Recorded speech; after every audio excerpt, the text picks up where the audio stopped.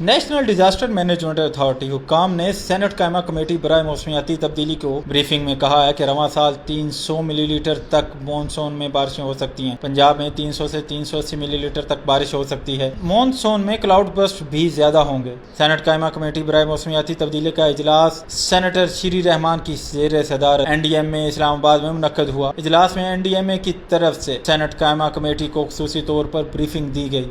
NDMA حکام نے خطرات سے نمٹنے اور ابتدائی طور پر وارننگ سے متعلق کمیٹی کو بریف کیا۔ NDMA حکام نے کمیٹی کو بتایا کہ ملک میں موجودہ ہیٹ ویو کی 6 ماہ پہلے ایڈوائزری جاری کر دی تھی۔ مونسون سیزن جولائی سے 15 ستمبر تک چلتا ہے۔ پاکستان میں 26 یا 27 جون کو مونسون کے داخل ہونے کی توقع ہے۔ حکام نے بتایا کہ رواں سال 300 ملی لیٹر تک مونسون بارشیں ہو سکتی ہیں، جبکہ پنجاب میں 300 سے 380 ملی لیٹر تک بارش ہو سکتی ہے۔ راجن پور اور DG خان میں بھی زیادہ بارشیں ہو سکتی ہیں۔ ان اضلاع کو زیادہ توجہ دینے کی ضرورت ہے۔ NDMA حکام نے بتایا کہ مونسون میں شمالی اور مشرقی پنجاب میں بھی زیادہ بارش ہوگی۔ گلیشیئرز کے پگھلنے سے لوکل فلڈز آئیں گے، جن سے نالوں میں طغیانی آئے گی۔ اجلاس میں سینیٹر نسیمہ احسان نے استفسار کیا کہ بلوچستان میں کن اضلاع میں زیادہ بارشیں ہوں گی اور کس حد تک نقصان ہو سکتا ہے اور کن اضلاع میں سیلاب آنے کا خطرہ ہے، تاکہ صوبے تیاری کر سکیں۔ اس کے جواب میں NDMA حکام نے جواب دیا کہ ہر صوبے سے متعلق معلومات صوبوں میں PDMA بنے ہیں، ان سے پہلے شیئر کر دیتے ہیں۔ بلوچستان اور سندھ میں زیادہ تر آبادیوں کے گھر کچے ہیں،